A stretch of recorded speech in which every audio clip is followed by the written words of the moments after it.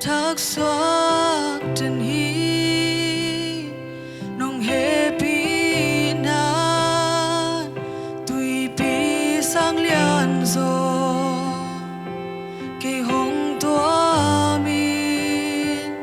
nun tang na hồng pia o Calvary pan hồng luang kia ít na gun tu kamo mai na cây lel na ngon zo hong pan hi sop la nei lo ít na gun tu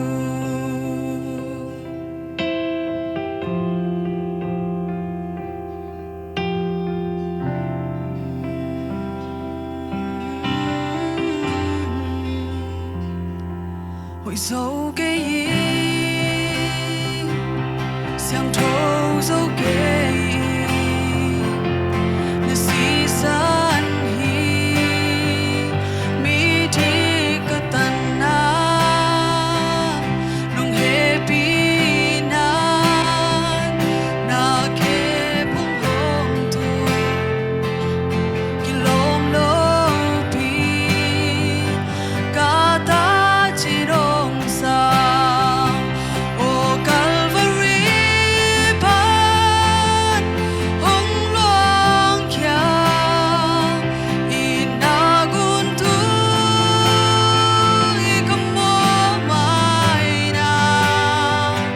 cây lel na ngon zo hong ban hi sop la nei lo ít na gun tu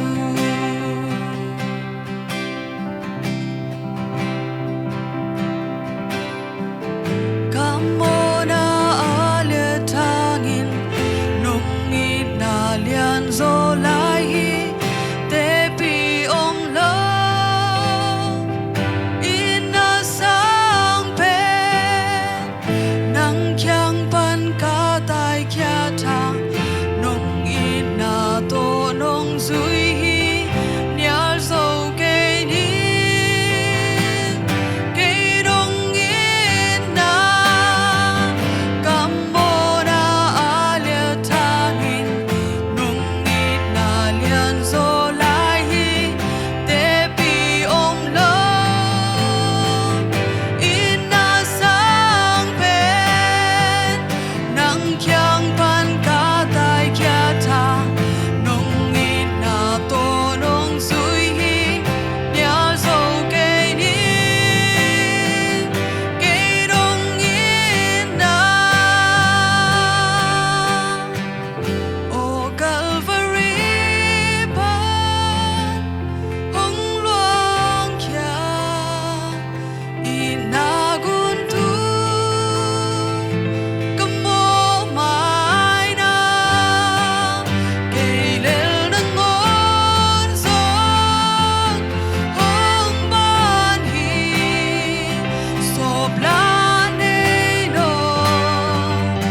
ít na gun tu o Calvary pan hong luang kia ít na gun tu i kamo